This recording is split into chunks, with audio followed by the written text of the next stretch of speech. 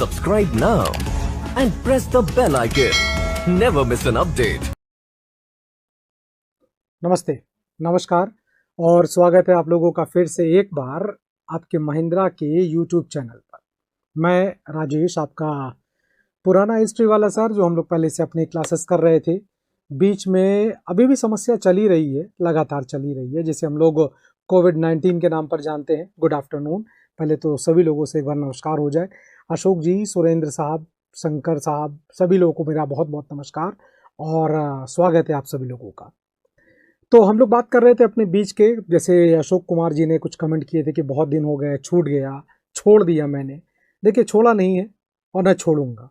मेरे पक्ष से, मेरे इंस्टीट्यूशन की ओर से, मेरे संस्था की ओर से हमने ना आपको छोड़ा है न छोड़ेंगे, क्योंकि आप हमारे भविष्य हैं और कोई भी व्यक्ति अपने भविष्य को नहीं छोड़ सकता है। पूनम जी, बरखा साहिबा, सभी लोगों को मेरा नमस्कार। बहुत बहुत स्वागत है आप सब लोगों का। बहुत दिनों बाद मुलाकात हो रही है और बहुत ही अच्छा लग रहा है।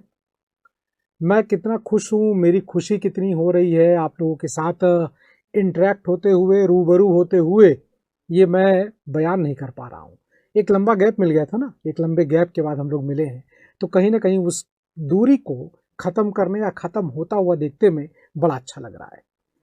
तो बीच में हम लोगों को एक गैप मिला, कारण आप भी जानते हैं, एक समस्या है और उस समस्या से आप भी वाकिफ़ हैं और आप सब लोग कहीं ना कहीं उस समस्या को देख भी रहे हैं, समझ भी रहे हैं और शायद उसी का परिणाम है कि आप लोग अपने घर पर सुरक्षित रहते हुए अपनी पढ़ाई लिखाई कर रहे हैं। ऐसे ही सुरक्षित रहें, अपनी तैयारियों को, माकूल तैयारियों को समय दें। समय मिल ही रहा है तो कहीं ना कहीं मौका अच्छा मिल गया है, तो खूब बढ़िया सा, अच्छा सा पढ़ाई लिखाई करिए, क्योंकि जैसे ही एक बार फिर से देखिए, समय घूमता है, समय का जो चक्का है, जो पहिया है, वो घूमता है, तो कहीं ना कहीं वो घूमता हुआ पहिया इस परेशानी को भी दूर करेगा। हम लोग एक बार फिर से अपने परीक्षाओं के उस दौर में प्रवेश कर चुके होंगे जो हम लोग ने फरवरी में CGL का एग्ज़ाम देते हुए किया था। और आप सभी लोगों की ओर से जब एग्ज़ाम हुआ था तो उसके अच्छे कमेंट भी मिले थे। उसके कुछ दिनों बाद ही हम लोग इस क्लास को कंटिन्यू नहीं कर पाए थे, क्योंकि लॉकडाउन वगैरह हो गया था। अब कुछ स्थितियां सही लग रही हैं, हम लोग की भी कुछ अपनी तैयारियां हो गई हैं, इसलिए अब हम लोग उसको कंटिन्यू कर रहे हैं। एक बार फिर से मैं मान के चल रहा हूं कि हम लोग अपने आप को जीरो से शुरू कर रहे हैं। ठीक, सूरज जी नमस्कार,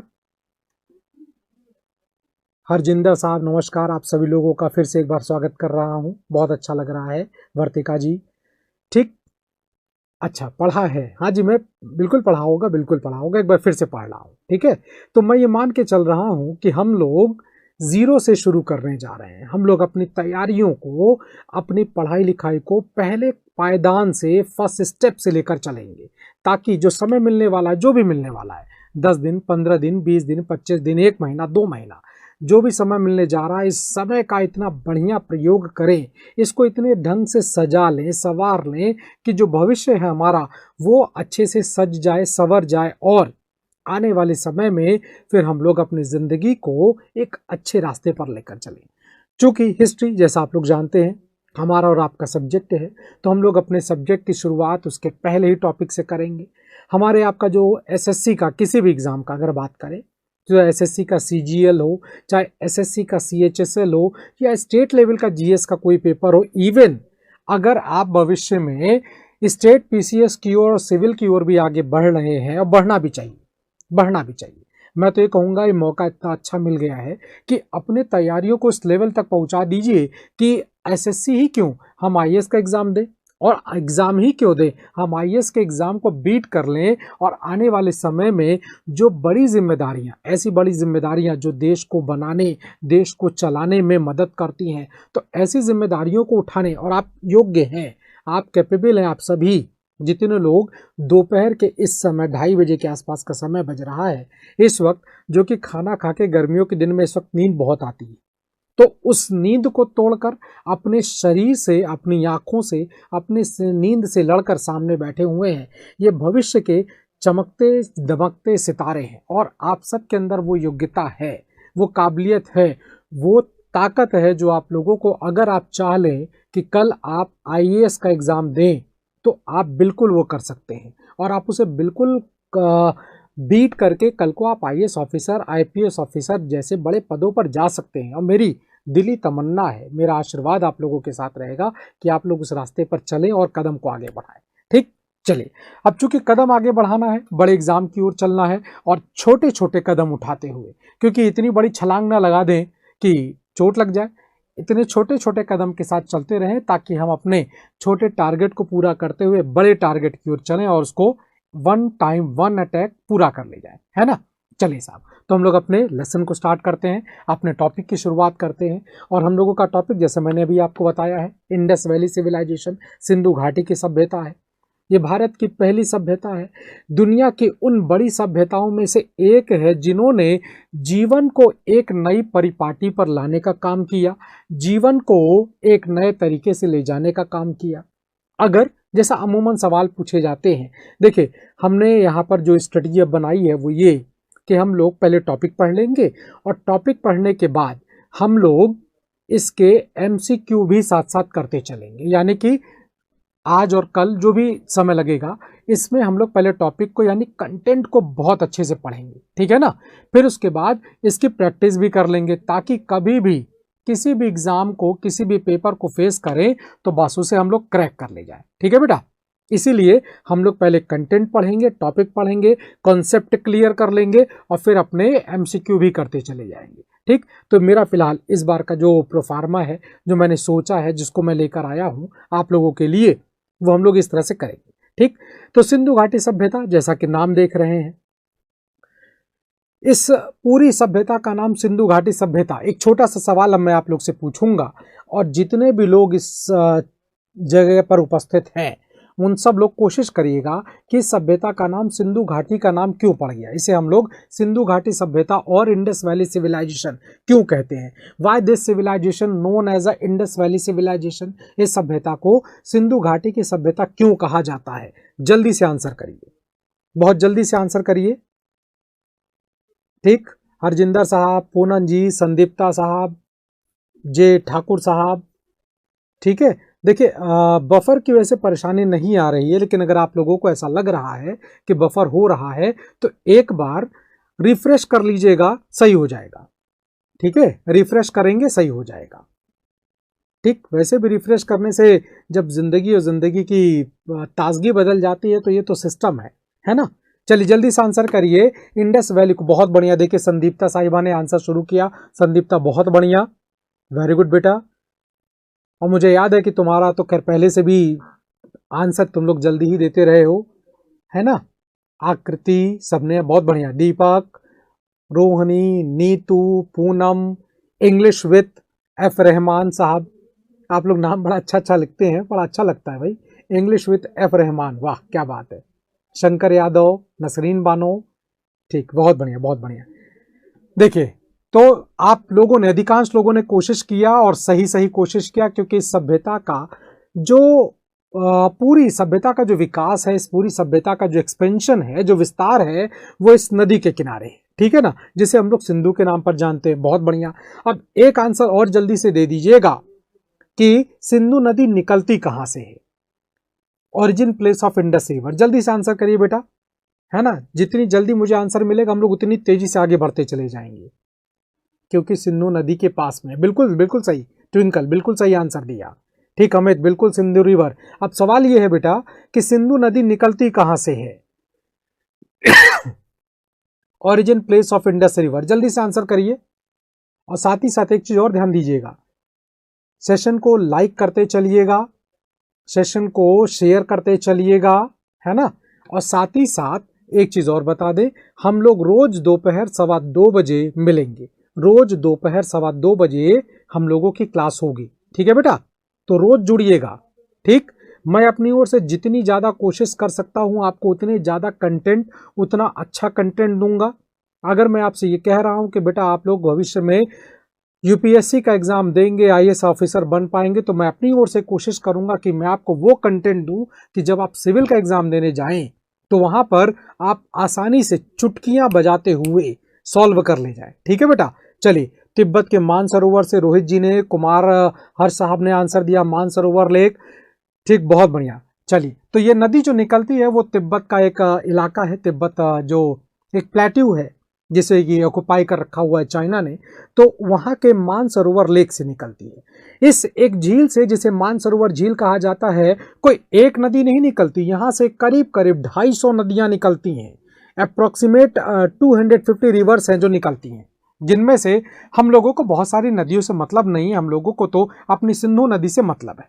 तो सिंधु नदी निकलती है तिब्बत, फिर भारत के हिमालय वाले जम्मू कश्मीर वाले हिस्से में जाता है, फिर जम्मू कश्मीर से ये प्रवेश कर जाता है पाकिस्तान की ओर, और फिर पाकिस्तान, जो आज पाकिस्तान है, वो कभी भारत था, वो कभी हमारे देश का हिस्सा था। और ईश्वर चाहेंगे, भगवान चाहेंगे और आप जैसे कर्मयोद्धा अगर चाहेंगे तो एक बार फिर से वो हिस्सा हमारा ही हो जाएगा।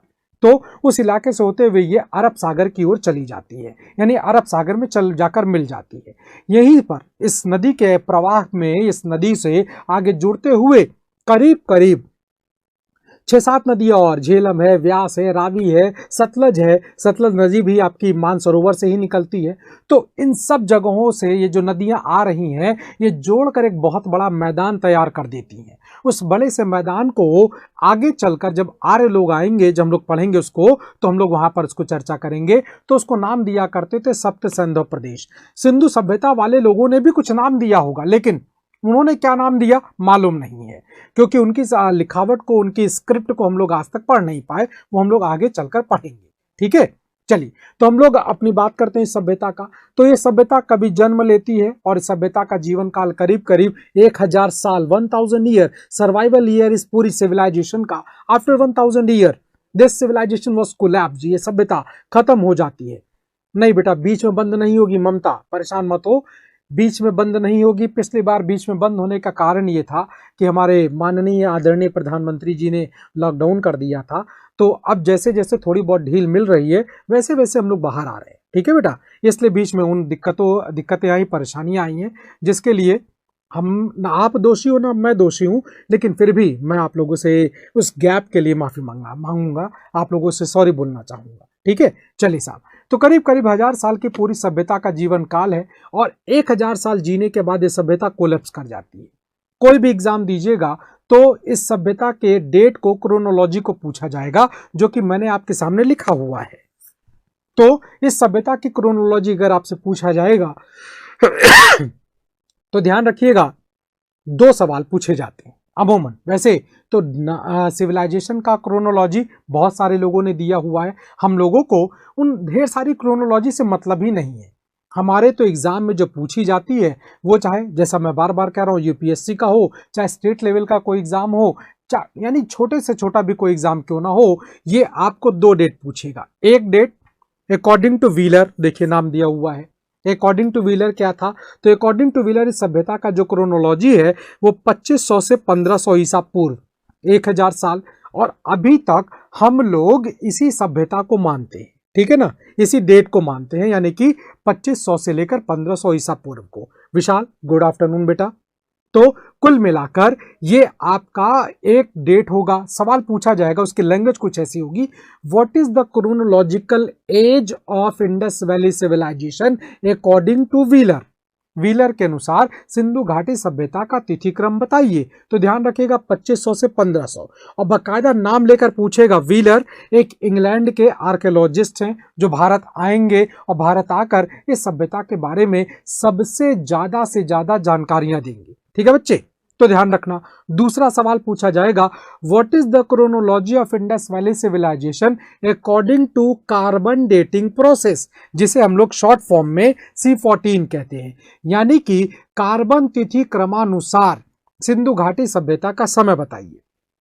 तो देखिए 2500 ईसा पूर्व व्हीलर भी बताते हैं, और 2500 ईसा पूर्व आपकी कार्बन डेटिंग भी बताती है, लेकिन कार्बन डेटिंग और व्हीलर के डेट में आपको लास्ट वाले हिस्से में देखेंगे तो करीब करीब 250 साल का डिफरेंस दिखाई पड़ेगा। देखिए 1500 में व्हीलर बता रहे हैं, 1750 में आपका C14 बता रहा है, क्योंकि ये लास्ट 250 साल वो दौर होगा जब भारत में कहीं ना कहीं एक बड़ा परिवर्तन आना शुरू होगा। कैसे, किस तरह का, वो मैं बताऊंगा। जैसे जैसे क्लास बढ़ेगी वैसे वैसे आपको हम ये पूरा एक्सप्लेनेशन देते चले जाएंगे। ठीक है, तो जो चेंजेस आते जाएंगे जो परिवर्तन आता जाएगा, हम लोग उसके बारे में बात करेंगे। तो ये जो 250 साल का गैप दिख रहा है ना, ये उस परिवर्तन, उस चेंजेस की वजह से आपको दिख रहा है और कोई कारण नहीं। तो बस 2 डेट याद रखनी है आपको, what is the chronology of according to Wheeler और what is the chronology of according to C14। इसके अलावा मार्शल ने क्या बोला, देल्स ने क्या बोला, मैके ने क्या बोला, रफीक मुगल ने क्या बोला,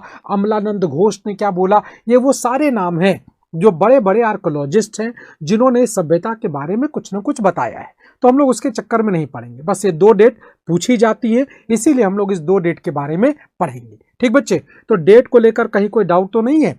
बहुत बढ़िया। अब अगर इसके आगे बढ़ जाते हैं, तो इससे आगे बढ़ते हैं तो साथ बड़ी सीधी सी बात है, कभी देखिए अगर डेट को लेकर चला जाए जो कि 2500 से 1500 ईसा पूर्व बताया जा रहा है, तो अगर जोड़ लेते हैं तो करीब करीब 2000 वाला साल इधर चल रहा है, 1500 उधर का, यानी 3500 साल पहले ये सभ्यता जो है वो खत्म हो गई है। धूल मिट्टी कंकड़ पत्थर लोग भूल गए, उस सभ्यता के ऊपर बड़े बड़े टीले बन गए, उस सभ्यता को लोग नहीं जानते तो भूलते चले गए। धीरे धीरे करके जैसे जैसे समय बदला, जैसे जैसे सभ्यता ने आगे बढ़ने का रुख किया, तो एक ऐसा दौर भी आया जब आपके देश पर यानी हमारे देश पर, जिसमें हम लोग आज जीवन जी रहे हैं, इस पर एक कंपनी जो कि इंग्लैंड से आई थी जिसका नाम ईस्ट इंडिया कंपनी था, वो कंपनी आती है, वो इस पर अपना कब्जा कर लेती है लालच स्वार्थ के लिए, और वो धीरे धीरे करके वो अपने स्वार्थ को आगे बढ़ाने के लिए बड़ी रेलवे सिस्टम को डेवलप करने का काम शुरू करता है। वो हमारे लिए नहीं हो रहा था, वो अंग्रेज हमारे लिए नहीं कर रहे थे, वो अंग्रेज अपने लिए बना रहे थे एक रेलवे सिस्टम, ताकि वो ज़्यादा से ज़्यादा रॉ मटेरियल कोस्टल एरिया तक लेकर चले जाए। अगर भारत को आप देख रहे होंगे, मैं यहाँ पर क्रॉस बनाकर, मेरी चूंकि आर्ट बहुत अच्छी नहीं है इसलिए क्रॉस बनाकर मैं इंडिया को बताने की कोशिश कर रहा हूँ। देखिए ये जो इलाका है हम लोगों का, ये इलाका अगर आप ये देखेंगे तो ये कोस्टल एरिया है। इधर आप देखेंगे तो अरेबियन सी है इस ओर, ये नीचे आपका इंडियन ओशन है, और ये आपका बे ऑफ बंगाल है, यानी 3 ओर ये समुद्र से घिरा हुआ है। इसीलिए इसे हम लोग सब कॉन्टिनेंट यानी कि उपमहाद्वीप कहते हैं। तो 3 ओर समुद्र से घिरा हुआ ये इलाका है, और इस इलाके के इन जगहों पर, किनारे किनारे वाले इलाके पर ट्रेन चलाने की बात चल रही है। पश्चिम वाला इलाका जो ये इलाका है, इसमें एक जगह पड़ती है कराची, जो आज भी है, पाकिस्तान में आता है, जो उस जमाने के भारत में आता था। साथ ही साथ हाँ बेटा, 16 अप्रैल 1853 को पहली ट्रेन चली थी, अभी हम लोग उस पर चर्चा करेंगे, संदीप्ता परेशान ना हो, ठीक। और कराची से लाहौर को जोड़ने की बात की जा रही है। लाहौर उस जमाने का भी आपका ट्रेड सेंटर था, और आज के भी जमाने का एक ट्रेड सेंटर हुआ करता था। थोड़ा सा कंफ्यूजन है दिव्या बेटा C14 पर, कंफ्यूजन बताओ बेटा, कंफ्यूजन दिव्या, जो भी कंफ्यूजन है, जो भी तुम्हें C14 पर डेट में कुछ कंफ्यूजन लग रही है वो बताओ। जहां तक मुझे लगता है तुमने जो पढ़ा होगा वो 2350 से 1750 पढ़ा होगा दिव्या, है ना? कुछ किताबों में 2350 लिखा हुआ है, ठीक। उससे परेशान बिल्कुल मत हो, कंफ्यूज होने की कहीं कोई ज़रूरत नहीं है। प्रीवियस ईयर का पेपर उठा लेना, वहां पर तुमको 2500 से 1750 वाला ही डेट पूछा जाता है, ठीक है ना? मैंने भी पढ़ा था, क्योंकि मैंने भी देखा है इस चीज़ को, इसलिए मैंने उसको बता दिया। इसके अलावा कोई कंफ्यूजन हो तो बता देना, ठीक है बेटे? 2350 के अलावा कोई कंफ्यूजन होती है तो बता देना, ठीक है? बाकी मुझे नहीं लगता कि इसके अलावा कोई कंफ्यूजन होगा, ठीक बेटे? चलिए, तो अंग्रेजों ने रेलवे ट्रैक को डेवलप करने के लिए अपने एक इंजीनियर को भेजा जिनका नाम चार्ल्स मैसन हुआ करता था। अब चार्ल्स मैसन साहब कराची आ गए, कोस्टल एरिया है, समुद्र तटीय इलाका है, समुद्र से ही आना है, पानी के रास्ते से आना, आ गए कराची, और अब जा रहे हैं वो लाहौर की ओर। जब लाहौर की ओर बढ़ रहे हैं तो अपने घोड़े पे सवार नक्शा बनाते हुए चले जा रहे हैं, ऐसे ट्रेन जाएगी, ये होगा, ऐसा करेंगे, वैसा करेंगे, पुल बना देंगे, नहर बना देंगे, दुनिया भर का ड्राफ्टिंग करते हुए वो चल पड़े। एक जगह पड़ती है जिसे हम लोग मुल्तान कहते हैं। मुल्तान ये वही इलाका है जहां से हड़प्पा नाम का सबसे पहला इलाका मिलेगा। तो मुल्तान पहुंचते हैं, मुल्तान पर आकर वो एक जगह पड़ती है जिसे शाहीवाल या मांटगोमरी के नाम पर जाना जाता है। वो वहां पर आकर रुक गए हैं क्योंकि उनके ट्रैक के बीचों बीच एक बहुत बड़ा सा टीला आकर खड़ा हो गया है। हाँ बेटा, मेरी क्लास डेली होगी, ठीक है? आज पहला दिन है, टुडे इज फर्स्ट डे, और आज से अब ये लगातार आपकी क्लास चलेगी, कंटिन्यू चलेगी, ठीक है? इसमें कहीं किसी तरह का कोई परेशानी नहीं आएगा जब तक कि कोई अगला आदेश केंद्र सरकार की ओर से नहीं आता है। ठीक बेटे, तो ये क्लास रोज चलेगी। ठीक, चलिए तो मुल्तान पर आ गए हैं, रुक गए हैं और अब वो ये सोच रहे हैं कि क्या करें और क्या ना करें। वहां पर उस टीले को देखकर उन्हें थोड़ा सा अजीब लगा कि यार क्या है क्या नहीं है। हाँ, ये वही मुल्तान है बेटा जहाँ के सुल्तान वीरेंद्र सहवाग है। बिल्कुल सही, इंद्रेश शुक्ला। 300 रन्स बनाए थे हमारे वीरेंद्र सहवाग साहब ने, हिंदुस्तान के एकमात्र बल्लेबाज जिन्होंने 300 रन का आंकड़ा पार किया हुआ है। बिल्कुल सही, अच्छा याद दिलाया। बस इसी तरह से चीज़ें अगर हम लोग एक दूसरे से शेयर करते रहेंगे तो बस देखिए यही होता है, अच्छे बच्चे के निशानियां कि वो चीज़ों को रिकनेक्ट करता चला जाता। बस कनेक्शन ही इंपॉर्टेंट है हमारे आपके बीच में। चले साहब, तो मैसन के सामने टीला है और टीले को देखकर वो परेशान है। वहाँ के लोकल लोगों से उन्हें पूछना शुरू किया तो लोकल लोगों से एक प्रॉपर आंसर जो मिलना चाहिए था वो नहीं मिल पाया। लोगों ने कहा पुराना टीला है, ऐसा वैसा। लेकिन जब उस टीले के कुछ हिस्से दूसरे हिस्से पर मैसन पहुंचे तो उनको वहां से कुछ मॉन्यूमेंट्स मिलने लगे, कुछ लकड़ी के चीजें, कुछ मिट्टी के बर्तन, कुछ ईंट की दीवार। जब ये सब मिलने लगा तो उन्हें कुछ डाउट हुआ, तो उन्होंने पूरी रिपोर्ट तैयार कर दी, board of control East India को भेज दिया कि ऐसा ऐसा आ रहा है, अब आप आंसर करें। तुरंत वापस कर लिया गया, क्योंकि इससे पहले भी इंडिया में जो मद्रास में और जो आपके कलकत्ता में ट्रेन चलाने का प्रोसेस चल रहा था वो कहीं ना कहीं फेल होता दिखाई पड़ गया। यहां पर भी फेल होता दिख रहा था, इसीलिए वापस कर लिया गया। फाइनली आगे चलकर 1853 के आसपास की बात है। जनरल कनिंघम, मैं दिनेश बेटा मैं ठीक हूं, आई एम फाइन, और आप लोग भी स्वस्थ होंगे, है ना। तो जनरल कनिंघम को भेजा गया कि आप जाएं और ये रिपोर्ट आई है, इसके बारे में आप कुछ बताएं। जनरल कनिंघम जो कि एक हाईली क्वालिफाइड पर्सन है, ब्रिटिश कंपनी से आए हैं, उन्होंने सभ्यता के बारे में जानने की कोशिश की।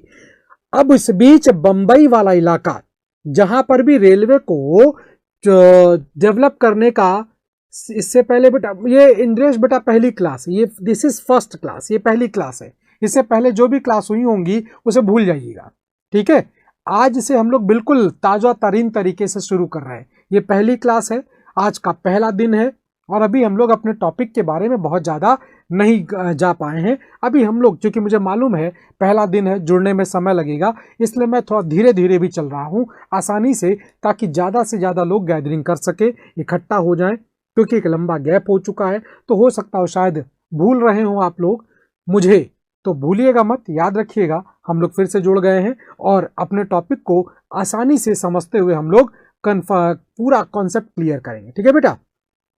चलिए, तो अब जब कनिंघम साहब आए और उन्होंने अपना आर्कोलॉजिकल साइट से डेवलपमेंट शुरू कर दिया, उधर बॉम्बे जैसा इलाका जो कि बहुत ही औद्योगिक क्षेत्र में इंपॉर्टेंट रखता है, तो वहां पर जब डलहौजी गवर्नर जनरल हुआ करता था, किसी ने आंसर भी किया डलहौजी के ज़माने का, तो डलहौजी ने आकर ट्रेन चलाने का तय कर लिया।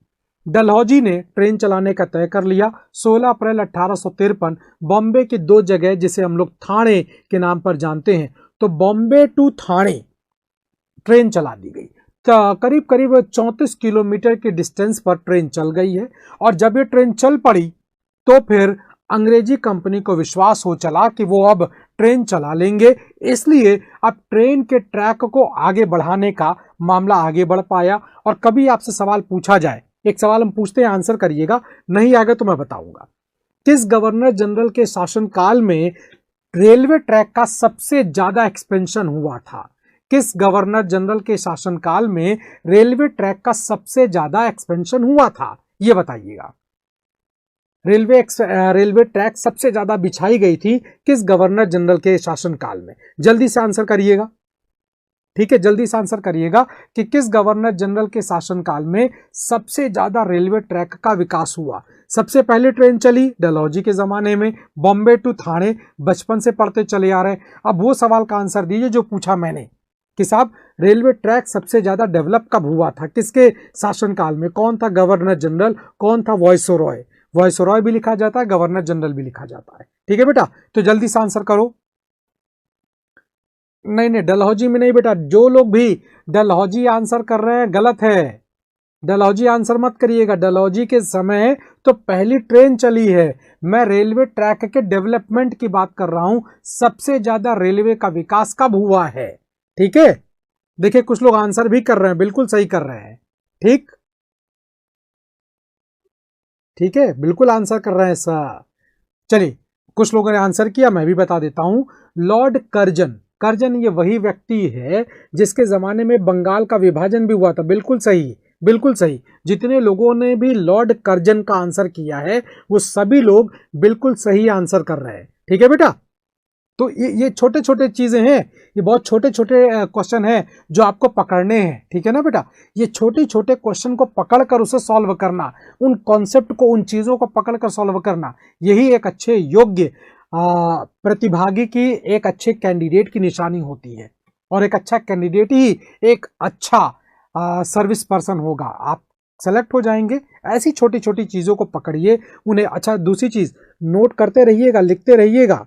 ठीक है ना, जैसे अब बीच में कर्जन वाली बात आ गई है तो इसको नोट कर लीजिएगा, लिख लीजिएगा। ठीक है बेटे, ताकि ये चीज अगर कभी भविष्य में फिर कोई पूछे या कभी एग्जाम में आ जाए, क्योंकि ये पूछा जा चुका सवाल था इसीलिए मैंने आपसे पूछा था। ठीक है, तो इसको नोट कर लीजिएगा, नोट करने से आपको चीजें याद रहेंगी। ठीक, चलिए साहब, तो अब ये सभ्यता के बारे में धीरे धीरे जानकारियां मिलनी शुरू हो गई। जैसे जैसे जानकारियां मिली वैसे वैसे पता चला कि सिंधु घाटी सभ्यता के लोग एक नए मेटल के बारे में जानकारी प्राप्त कर चुके थे। ठीक, अब जल्दी से एक और आंसर करिएगा। सबसे पहले किस मेटल का प्रयोग किया गया था इंसान के द्वारा? First metal which was used by human, पहला मेटल जिसे कि इंसान के द्वारा सबसे पहली बार प्रयोग किया गया था। जल्दी से बताइएगा, आंसर करिए। इंसान के द्वारा प्रयोग किया गया सबसे पहला मेटल कौन सा है? मैं थोड़ा सा पानी पी लेता हूं तब तक। ठीक है, जल्दी से बताइए। First metal which was used by human, सबसे पहला मेटल कौन सा? बहुत बढ़िया, वेरी गुड। देखिए आंसर शुरू हो गए हैं। बस यही चीज, ये सबसे इंपॉर्टेंट चीज होती है बेटा। बहुत बढ़िया, very good, very good, very good. ठीक, देखिए आंसर में कई सारे डिफरेंसेस हैं, ये मैं मानूंगा, लेकिन सबसे अच्छी बात यह है कि आप सब लोग कोशिश कर रहे हैं। जिस हिसाब से आप लोगों के आंसर का ये तेजी से चल रहा है ग्राफ ना, उस हिसाब से मुझे लग रहा है कि बस आप लोग कोशिश कर रहे हैं, और कोशिश करने वाले ही जीतते हैं। जीतने का रास्ता ही सबसे पहला है प्रयास, कोशिश। जिसने कोशिश की वो जीत जाएगा। ठीक, तो मैक्सिमम लोगों ने आंसर किया है कॉपर। देखिए कुछ लोगों ने सोना लिखा है, कुछ लोगों ने लोहा भी लिखा हुआ है, कुछ लोगों ने ब्रॉन्ज भी लिखा हुआ है, लेकिन जो सही आंसर है वो है कॉपर। तो ध्यान रखिएगा, सबसे पहला मेटल जिसे इंसान के द्वारा प्रयोग किया गया कॉपर, और दूसरा मेटल जिसका प्रयोग किया है इंसान ने वो है हमारा ब्रॉन्ज। ठीक, यानी कि कॉपर और अच्छा, जो ब्रॉन्ज होता है ये एक एलॉय है। ब्रॉन्ज एक मिश्र धातु है। ब्रॉन्ज किन किन धातुओं को मिलाकर बनाया गया? ब्रॉन्ज एलॉय मेटल है। ठीक है, ब्रॉन्ज कैसे कैसे बनता है जल्दी बताइएगा। कॉपर होगा और दूसरा मेटल और कौन सा होगा जिसको मिला देते हैं तो फिर एक नया मेटल बन जाएगा। लोहा सबसे बाद में आ रहा, बिल्कुल सही बात है सुशील, बिल्कुल सही है। अब ये बताइए, ब्रॉन्ज जो आपका है वो किस किस को मिलाकर बनता है? कौन कौन से मेटल मिलाते हैं जिससे ब्रॉन्ज बन जाता है? जल्द, बहुत बढ़िया, चलिए, very good, very good, very good. लोहे का भी तो हम बताएंगे, लोहे के भी बारे में आपको बताएंगे, परेशान मत होइएगा। लोहे के भी बारे में हम आपको बताएंगे। आंसर आ रहे हैं कॉपर और zinc, tin and zinc, copper and tin, iron and copper, ढेर सारे। तो ध्यान रखिएगा, जो ब्रॉन्ज होता है ये कॉपर और टिन को मिलाने से बनता है, यानी कि तांबा और टिन। याद रखिएगा और नोट कर लीजिएगा, क्योंकि नोट इसलिए करिएगा क्योंकि ये सवाल कम से कम 20 बार आईएएस के एग्जाम में पूछा जा चुका है। व्हाट इज ब्रॉन्ज, बिल्कुल स्ट्रेट लैंग्वेज में पूछा जाता है, व्हाट इज ब्रॉन्ज, कि कांसा क्या है। ठीक है बेटा, तो वहां पर आपके आंसर यही सब जो आप ऑप्शन दे रहे हो ना, यही सारे के सारे आएंगे। तो बस आप ध्यान रखिएगा, कॉपर और टिन को मिला देंगे तो कांसा बन जाएगा। तो दूसरा मेटल जो इंसान के द्वारा प्रयोग किया गया है वो कांसा, पहला तांबा, दूसरा कांसा हो जाता है। चूंकि जिस वक्त आपकी सिंधु घाटी सभ्यता है ठीक उसी समय मेसोपोटामिया, असीरिया कल्चर, चाइना का कल्चर बिल्कुल पैरेलल चल रहा है, वहां पर भी कांसे का यानी कि ब्रॉन्ज का यूज किया जा रहा है। गौतम बेटा ये रेशियो कुछ भी हो सकता है, 70-30 भी हो सकता है, 85 और 15 भी हो सकता है, 60 और 40 भी हो सकता है। ठीक है, तो रेशियो पर मत जाइएगा, वो तो कितनी हार्डनेस चाहिए, कितनी ताकत चाहिए, वो वेरी कर जाएगा। ठीक, चलिए, तो अब इसको हम लोगों ने यानी हमारे पूर्वजों ने, हमारे इतिहासकारों ने नाम दे दिया कि ये जो सभ्यता है वो कांस्य युगीन सभ्यता है। ठीक है, क्योंकि कांसे के मेटल भी मिल रहे हैं, पत्थर का भी औजार मिला, तांबे का भी औजार मिल रहा है और कांसे का भी औजार मिल रहा है। और कांसा एक नया मेटल है जिसका प्रयोग ज्यादा किया जा रहा है, इसीलिए इसको कांस्य युगीन सभ्यता भी कह दिया जाता है। और अगर आप लोग कभी पढ़ेंगे तो आप लोग ने पढ़ा होगा चल्कोलिथिक एज, एक चल्कोलिथिक एज आता है जिसे हिंदी में हम लोग ताम्रपाषाण काल कहते हैं।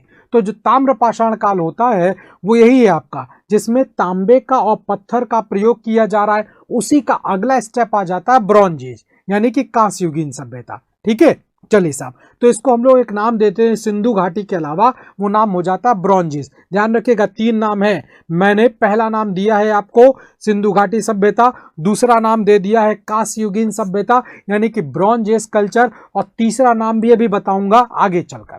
ठीक है, चलिए, तो इसके बारे में जानकारी मिलनी शुरू हो जा रही है। और तीसरा नाम हो गया है हड़प्पा सिविलाइजेशन। अब देखिए 3 नाम हो गए, तीनों नाम से सवाल पूछे जा सकते हैं और आपको यही तीनों नाम आपको दिखाई भी पड़ेंगे किताबों में। कुछ किताबों में हड़प्पा सिविलाइजेशन लिखा है, कुछ किताबों में इंडस वैली सिविलाइजेशन लिखा है, कोई फर्क नहीं पड़ता है, दोनों एक ही है। हड़प्पा सभ्यता इसलिए कह दिया जाता है क्योंकि हड़प्पा ये वो पहली साइट थी जिससे सबसे पहली बार एक्सक्लेवेट किया गया, जिसकी सबसे पहली बार खुदाई की गई है, जिसकी पहली बार एविडेंसेस मिल रहे थे, इसीलिए इसको हड़प्पा सभ्यता भी कहा जाता है। ठीक है ना, हड़प्पा सभ्यता कहने के पीछे और कोई कारण नहीं है, हड़प्पा नाम की साइट सबसे पहली बार मिली, इसलिए इसको हम लोग हड़प्पन सिविलाइजेशन के नाम पर जानते हैं। ठीक है, चलिए भाई आगे चलकर जैसे जैसे अब चूंकि जनरल कनिंघम आ गए थे, उन्होंने बहुत कुछ जानकारियां दी हैं। जब जनरल कनिंघम आए, बहुत कुछ जानकारियां दी, तो करीब करीब जब इंडिया में 1920 वाला साल चल रहा है, 1920 का साल आपको याद होगा, ये वो ईयर है जब हमारे देश में गांधी जी के द्वारा नॉन कोऑपरेशन मूवमेंट चलाया जा रहा था, असहयोग आंदोलन चलाया जा रहा था। ठीक इसी समय अब ईस्ट इंडिया कंपनी तो जा चुकी थी, तो इंग्लिश क्राउन ने तय किया कि भारत की पुरानी सभ्यता जो है उसके बारे में जो काम चल रहा है उसके बारे में थोड़ा सा और कुछ बड़ा काम किया जाए। तो उस बड़े काम को करने के लिए आर्कियोलॉजिकल सर्वे ऑफ डिपार्टमेंट, ये जो ASI डिपार्टमेंट है, जिसको कि करजन के ज़माने में बनाया गया था, ऑफिशियल रूप दिया गया था, वैसे तो आपका जो ASI है इसका पुराना नाम हुआ करता था Asiatic Society of Bengal. Asiatic Society of Bengal 1784 में एशियाटिक सोसाइटी ऑफ बंगाल को बनाया गया था। तो वही आगे चलकर आपका बन चुका है आर्कियोलॉजिकल सर्वे ऑफ इंडिया। इसी आर्कियोलॉजिकल सर्वे ऑफ इंडिया के डायरेक्टर बनाए गए थे एक बहुत बड़े आर्कियोलॉजिस्ट जो ब्रिटेन से ताल्लुक रखते हैं, जिन्हें हम लोग जॉन मार्शल के नाम पर याद करते हैं। अब न्यूज़पेपर, तब तक न्यूज़पेपर आ ही चुके थे, तो न्यूज़पेपर में एक बड़ा बड़ा नाम आ रहा है कि भाई भारत की एक पुरानी सभ्यता है, भारत के पूर्वजों की एक सभ्यता है जिसके बारे में ऐसी ऐसी जानकारियां मिल रही हैं। कनिंघम साहब को बहुत कुछ बताकर चले गए हैं, अब उसको और ज़्यादा जानकारी के लिए जॉन मार्शल को भेजा जा रहा है। जब जॉन मार्शल का नाम आया, अब चूंकि जॉन मार्शल एक प्रॉपर जिसे कहते हैं प्रोफेशनल पर्सन है, वो आए तो उनके साथ मिलकर कई सारे लोगों ने काम करना शुरू कर दिया और जॉन मार्शल ही पहले व्यक्ति थे जिन्होंने इस सभ्यता का नाम सिंधु सभ्यता दिया है।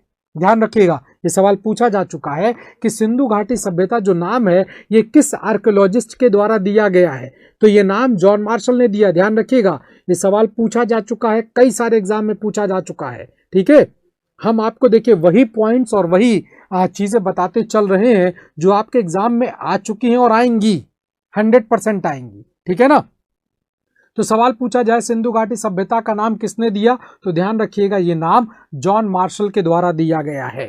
ठीक, जॉन मार्शल है, जॉन मार्शल के आते ही बहुत सारे इंडियंस उनके साथ जुड़ते चले गए और उनमें सबसे पहला नाम जो जुड़कर आता है वो नाम आता है DR साहनी का, यानी कि दया राम साहनी का।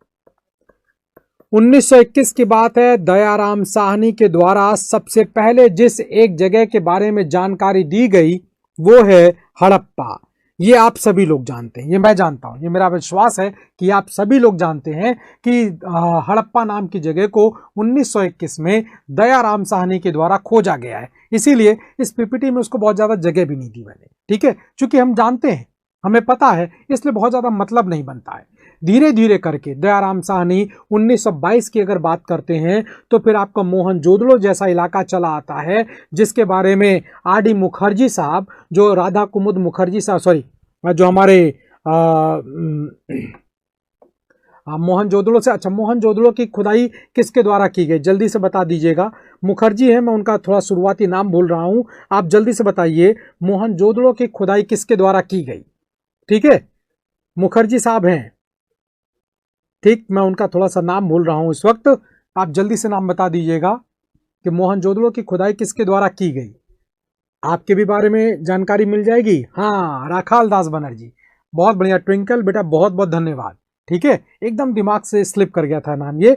तो हमारे राखाल दास बनर्जी साहब जो हैं वो मोहनजोदड़ो से जुड़े हुए हैं। बहुत बढ़िया सुशील, धन्यवाद। चलिए अब एक छोटा सा आंसर करिएगा बहुत जल्दी से कि उत्तर प्रदेश का पहला विश्वविद्यालय कौन सा है। First university of Uttar Pradesh, जल्दी से आंसर करिए। First university of Uttar Pradesh, Uttar Pradesh का पहला विश्वविद्यालय कौन सा है, जल्दी से आंसर करिए, फटाफट फटाफट आंसर करिए। First university of Uttar Pradesh, जल्दी से बताइएगा, क्योंकि हमारे राखाल दास बनर्जी साहब जो हैं वो उसी से जुड़े हुए हैं। अच्छा ठीक है सुशील, ठीक है, चलिए भाई, बहुत बढ़िया, वेरी गुड। चलिए उत्तर प्रदेश का पहला विश्वविद्यालय बताइए बेटा। राजेश अमरोहा साहब, नालंदा नहीं, नालंदा नहीं, मुकेश शर्मा जी ने आंसर दिया है इलाहाबाद विश्वविद्यालय, और इलाहाबाद विश्वविद्यालय उत्तर प्रदेश का पहला विश्वविद्यालय है। ध्यान रखिएगा, 1887 में इलाहाबाद विश्वविद्यालय की स्थापना की गई है, जो कि कलकत्ता विश्वविद्यालय से एफिलेटेड थी, जिसे अलग कर दिया गया। BHU बेटा 1915 में बना है। अलीगढ़ मुस्लिम यूनिवर्सिटी जो बनी है वो 1920 में बनी है। ठीक है, तक्षशिला बहुत पुराना है, और तक्षशिला उत्तर प्रदेश में नहीं, ये पाकिस्तान के रावल पिंडी में आता है। और AMU तो नाम ही अलीगढ़ है, ठीक है, वो अलीगढ़ में है। तो इलाहाबाद विश्वविद्यालय सबसे पुराना विश्वविद्यालय है उत्तर प्रदेश का, और इसके सबसे पहले जो हिस्ट्री डिपार्टमेंट है, एंशिएंट हिस्ट्री डिपार्टमेंट, उसके जो पहले डिपार्टमेंट हेड हुआ करते थे वो थे राधा कुमुद मुखर्जी साहब। ठीक है, उनके द्वारा मोहनजोदड़ो के बारे में बताया गया। फिर रफीक मुगल, देश, अमलानंद घोष, यज्ञदत्त शर्मा, जगपति जोशी, ढेर सारे लोग जुड़ते चले गए और इस पूरी सभ्यता के बारे में जानकारी देते हैं, और धीरे धीरे पता चल जाता है कि ये पूरी सभ्यता का जो विस्तार है वो काफी बड़ा है। अगर हम लोग उत्तर दक्षिण पूर्व पश्चिम में चलकर देखें तो ये विस्तार आपको बता देते हैं कि कहां से कहां तक का है। देखिए, उत्तर में मांडा लिखा हुआ है, ये जम्मू कश्मीर का अखनूर सेक्टर है, ये वहां पर आता है। ध्यान रखिएगा, मांडा कहां पर है, जम्मू कश्मीर के अखनूर सेक्टर में आता है। ठीक, किस नदी के किनारे है, तो चेनाब नदी के किनारे है। दक्षिण का इलाका जो दैमाबाद है, ये आपका महाराष्ट्र का अहमदनगर है, ये महाराष्ट्र का अहमदनगर है, ये वो जिला है जहां पर ये आता है। जिस नदी के किनारे है वो नदी है प्रवरा नदी। फिर इसके बाद ईस्ट की बात करें तो आलमगीरपुर, ये उत्तर प्रदेश में एक जिला पड़ता है जिसे आप लोग मेरठ कहते हैं, ये वहां से ताल्लुक रखता है, तो ये मेरठ से आता है। हिंडन नदी के किनारे आता है। फिर इसके बाद आपका पश्चिम का इलाका है, सुतकांगिंडोर है, ये आपका बलूचिस्तान में आता है, जो कि पाकिस्तान में इस नदी के किनारे है, दाश्त नदी। हिंडन नदी को ध्यान रखिएगा, हिंडन नदी को कुछ किताबों में यमुना नदी लिखा हुआ है, ठीक है ना, हिंडन नदी को कुछ किताबों में यमुना नदी लिखा हुआ है, उससे बिल्कुल परेशान मत होइएगा, हिंडन नदी आगे चलकर यमुना में शामिल हो जाएगी, इसीलिए कुछ किताबों में यमुना लिखा हुआ है। ठीक है, तो ये विस्तार है। और इसी बड़े से इलाके में जिन 6 बड़े शहरों को हम लोगों को पढ़ना है वो ये नाम आते हैं।